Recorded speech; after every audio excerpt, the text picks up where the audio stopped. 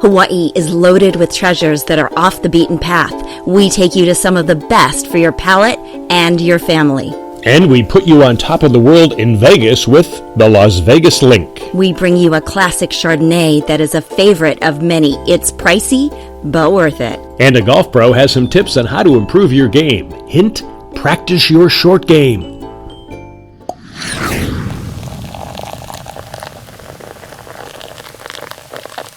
And cheers, everybody. This is the sunset that we are seeing right here. We are in Hawaii, and absolutely gorgeous here. And of course, a lot of people think that Hawaii is just sun and surf, but it's not. It is really not. It is a lot of culture, great cuisine, great chefs, great food, and we're going to take you to some places off the beaten path that you might not have heard of, but you want to go. We start off the beaten path with La Mariana, an original tiki bar and sailing club. Now, the drinks here are some of the best on the island. We suggest you try one of the famous Mai Tais or zombies to take you back in time. They pack a punch and are sure to transport you to wherever you want to go. Now, this chicken and shrimp combo curry dish was excellent, with tender shrimp and moist chicken, plus the perfect accompaniment, steamed rice. It went great with the Mai Tai and the zombie and had just the right amount of spice and kick and a cool classic chutney on the side. La Mariana is located at the CHEE Lagoon in Honolulu, just outside the airport, and it's worth a visit on your way in or out of Honolulu to experience this time-honored tiki culture of Hawaii. Next up is Side Street Inn. It's local comfort food at its best, and it's been a Pauhana hangout for 20 years. Pauhana means after work. And that's because it was once a hole-in-the-wall local bar and hangout for pretty much all of the island's best chefs, including Roy Yamaguchi, after they closed down their own restaurants. Now it's a well-known hotspot with a menu that is packed with fresh, lip-smacking goodness. While everything is true local comfort food with heart and soul, we strongly suggest you indulge in these two items. Oh yes, the kimchi fried rice is something to rave home about. It is award-winning and a must. There are a few variations, but we like the award-winning side style with kimchi. It's a combo of fried rice with char siu, Portuguese sausage, bacon, peas, carrots, and green onions, plus a healthy helping of kimchi tossed into the mix. Needless to say, it is mouth-watering and sensational. And these pan-fried island pork chops are a house specialty as well. They are always fresh-cut island pork chops that are seasoned and pan-fried to a golden brown. They have a great wine list too, and if you're a foodie, do not miss this place. It's located in the heart of Honolulu. If you're driving there, you'll want to use the valet at busy times. Now, a trip to the west side of the island is a delight not to be missed, and it's less than 30 minutes from Waikiki. The west side is also known as the Leeward Coast, and it is the sunniest part of the island with the least rainfall. Tucked away on the exquisite western shore is the luxurious Ko'olina resort area. Ko'olina means place of joy, and it truly is. And that's why we recommend that a stay of at least a few days here is even better than just a day visit. Trust us, you won't want to leave. And because you're on the west side, the sunsets are gorgeous, and there are plenty of places to enjoy them. The stunning sunsets are not to be missed, and there are several great accommodations available to you here. The first is Marriott's Ko'olina Beach Club. This is a great place for families, couples, and individuals alike. There is something for everyone. Yes, there's everything from stunning pools with waterfalls and spas to water slides and pool game areas for the young and the young at heart. Spacious villas offer all of the conveniences of home, like a fully equipped kitchen, living, dining, and private lanais with outdoor barbecue areas, giving you the option of creating your own meals and saving a load of money. Now, more accommodations are available at Aulani, a Disney resort. Stunning architecture greets you in true Disney fashion. And the Aulani provides a beautiful setting for the adults as much as it provides excitement for the kids. That is right. This resort has everything for kids, from fun-themed pools and lazy rivers to unique games and state-of-the-art tech activities for kids to enjoy. Auntie's Beach House is a well-staffed kids club that is complimentary with your stay. The newly renovated Four Seasons Resort is elegant and sophisticated with island charm, warm colors, and authentic Hawaiian traditional touches. It is the former JW Marriott Iolani Resort.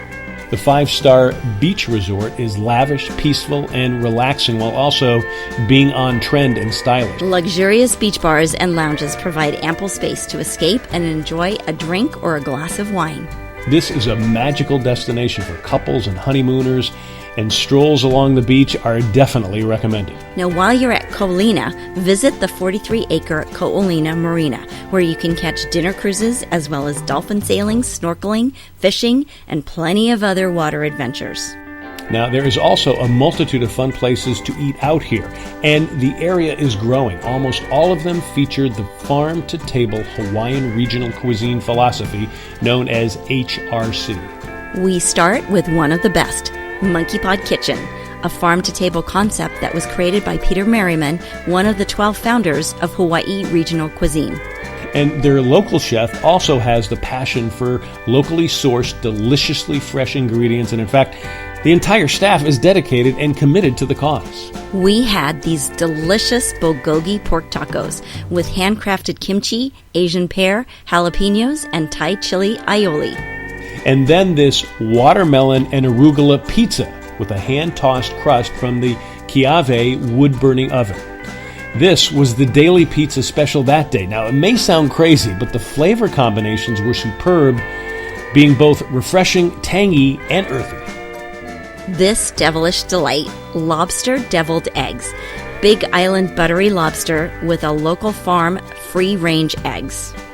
And we couldn't resist this kale and goat cheese gnocchi that was pan-fried and sumptuous. They are also known for their amazing handcrafted culinary cocktails using nothing but the freshest ingredients.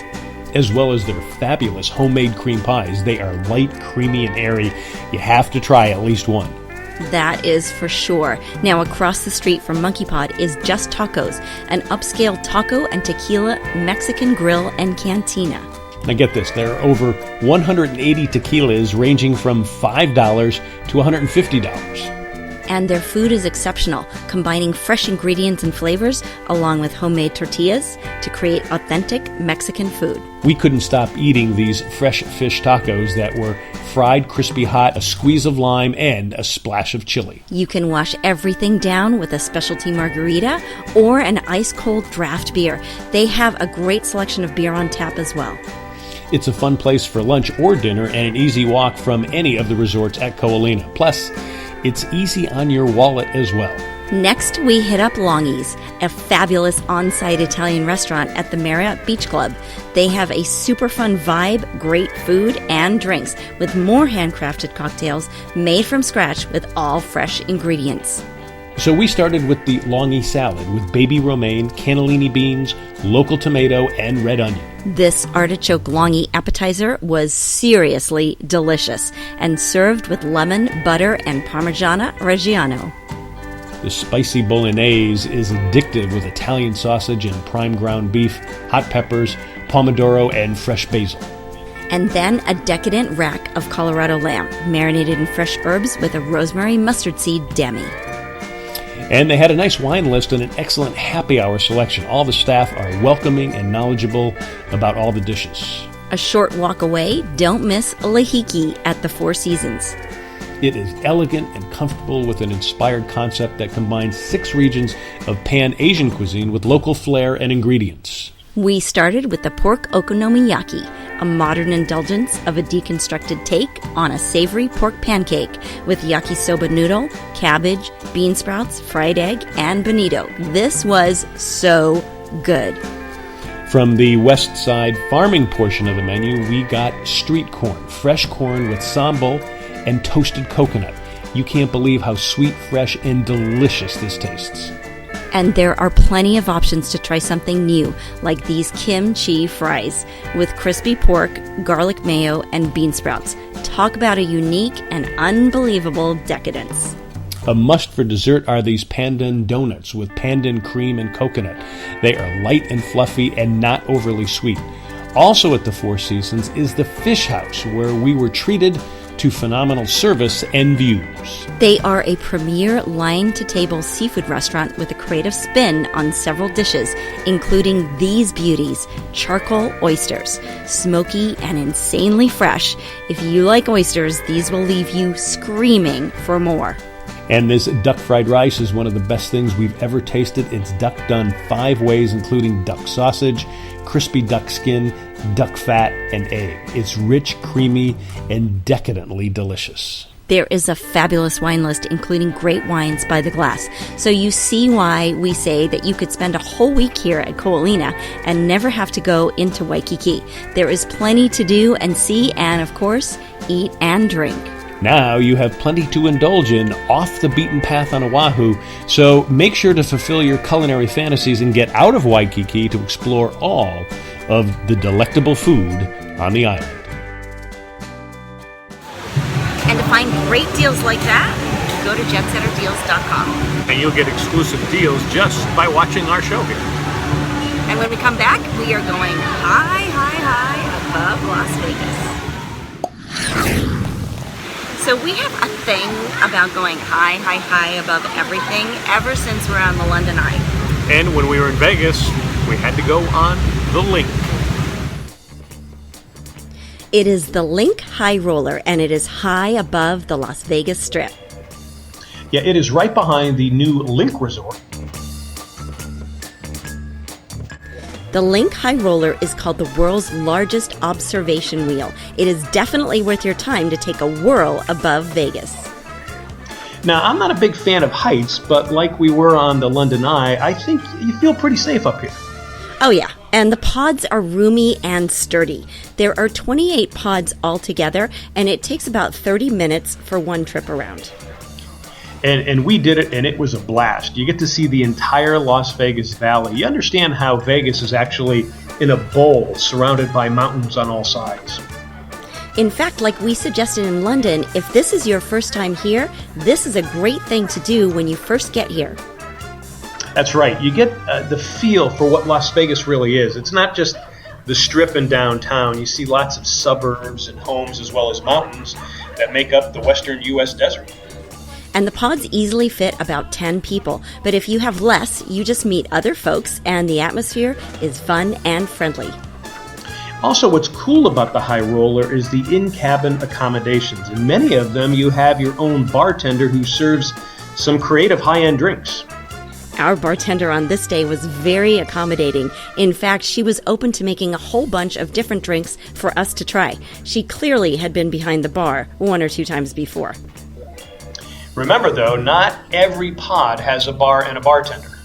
They tell us that every 5 cabins of the 28 cabins has a bar, but if you get stuck without a bar in your pod, no worries. You can get a drink at the bar before you board and carry that drink on with you. Now, we went during the day, as you can see, and that is the best time to bring kids. It's also cheaper. Prices go up after 6 p.m. Happy hour, late afternoon, and early evening is more crowded and better suited for adults. Make sure to enjoy the ride. And in a future show, we will compare the Linq with the London Eye, and we'll take a look at some other wheels peering over great cities. And then when we come back, another fabulous Chardonnay Far Niente. And welcome back, drinking Chardonnay. So, of course, it's appropriate that we talk about the 10 great Chardonnays, and we've got another one for you. This one's a little bit pricey, but it's worth it. So, Far Niente. This is an expensive wine, but in just tasting it, I mean, it's got a liquid gold feel to it. Oh, it really does. Yeah, I mean, it bursts with juiciness of Chardonnay grapes. And then it's got this super clean, elegant finish. And that's kind of what the whole thing is. I mean, it's beautifully weighed, it's beautifully done, and there's a great history with this whole winery, and I mean, they're one of our favorites, obviously, for a reason. And as an aside, I discovered this wine actually at a friend's wedding, and I had gone to their wedding. Wow, what a wedding. Yeah. So you could tell what kind of a wedding it was. This was their wedding wine, the Chardonnay and the Cabernet, which they have a very nice Cabernet too, by the way. It's beautiful. And so, anyways, it was a great wedding, needless to say, but this was the wine they served at the wedding, and you could see why. I mean, if you're going to do a once-in-a-lifetime thing, this is a great wine to serve there.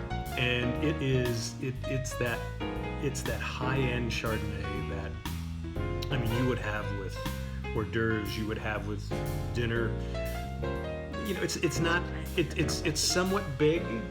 Mm-hmm. I don't.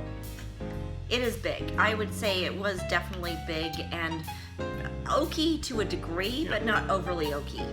A lot of fruit and juiciness from the Chardonnay grapes, but then it's got this refinement and elegance to it too. Rich. And it's very rich, and that's like the perfect word for it. And if you go to their vineyards, they've got several different vineyards, I mean quite a number of them. They're gorgeous. Yeah. I mean, they're gorgeous like Ferrari Carano gorgeous vineyards, you know? In fact, they are historical landmarks. So the winery was shut down for Prohibition and then didn't come back until like early 1970s. Wow. And the owner literally found inscribed in the wood there, or the stone, and it says Far Niente. And Far Niente in Italian means do nothing or without a care. Wow. And if you're drinking this, yeah, you don't have any cares. I mean, you're enjoying yourself 100% on this. I think I'm going to put it in the top 5. Wow. Yeah, I think it's moved into Try the top 5. Try it with the truffle cheese, though. Oh my God, it's like off the chain with this truffle cheese that we got. Italian truffle cheese, and I guess it makes sense because it's Italian kind of heritage that we're going with, so it makes sense that it would go well. It's from Coombsville, which is in Napa Valley, close to Carneros, and we love Chardonnay grapes from Carneros, so it makes sense this is very similar to a Carneros Chardonnay grape. Wasn't that good? Excellent. Yeah. Very good. And one of the things they talk about is that the soil, even more so than Carneros, has more volcanic ash. It's not an easy Chardonnay to find everywhere.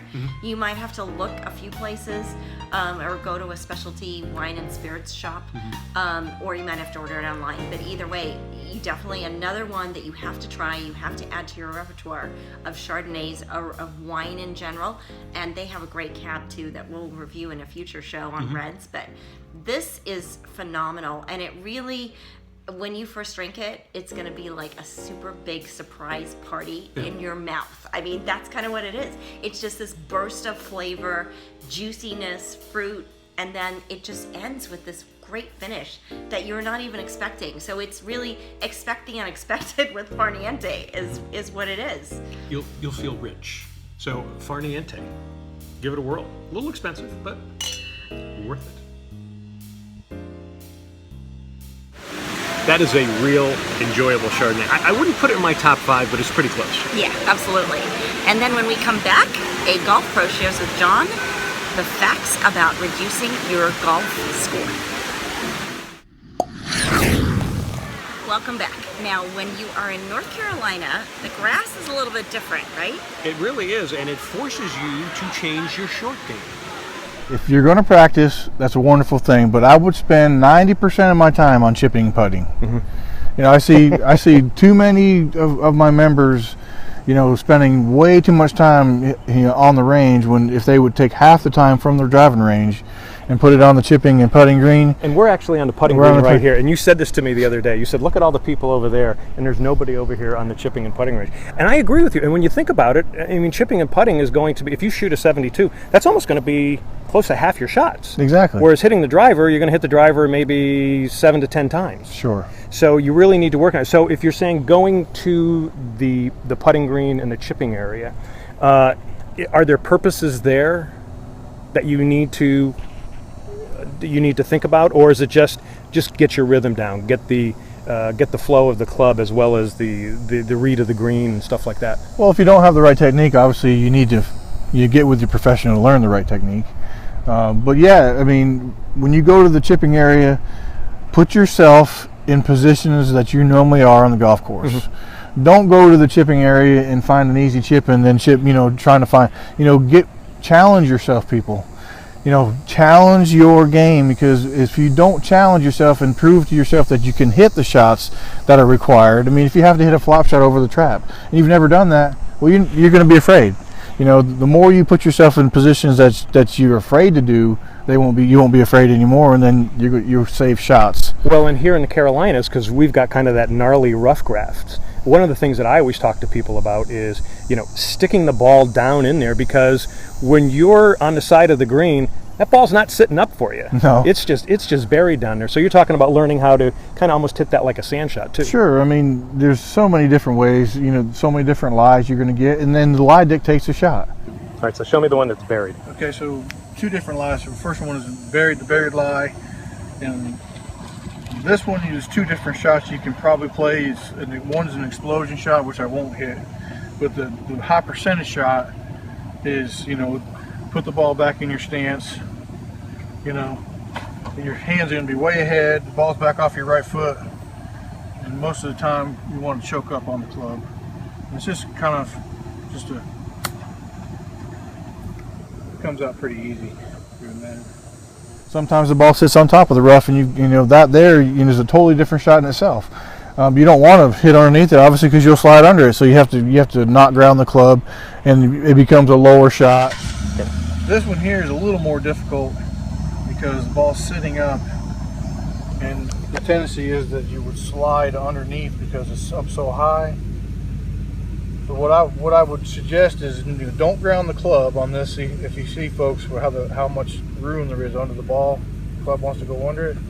You want to hold the club level with the ball like this, which is hard to do, I know, because it's just another thing to think about. But just hold it nice and square, level with the ball, and just make a nice smooth stroke, and hit the flag. It's just the short game. There's so many avenues, and all you can do is, people envy Phil Mickelson. Yeah. Phil Mickelson can do anything with a golf ball around the greens, but that's what he does. Folks, he doesn't spend time pounding balls on the range. He spends time around the green because he knows he's going to miss greens. Absolutely. So the average on tour, per round is like 11 to 12 greens per round. Yep.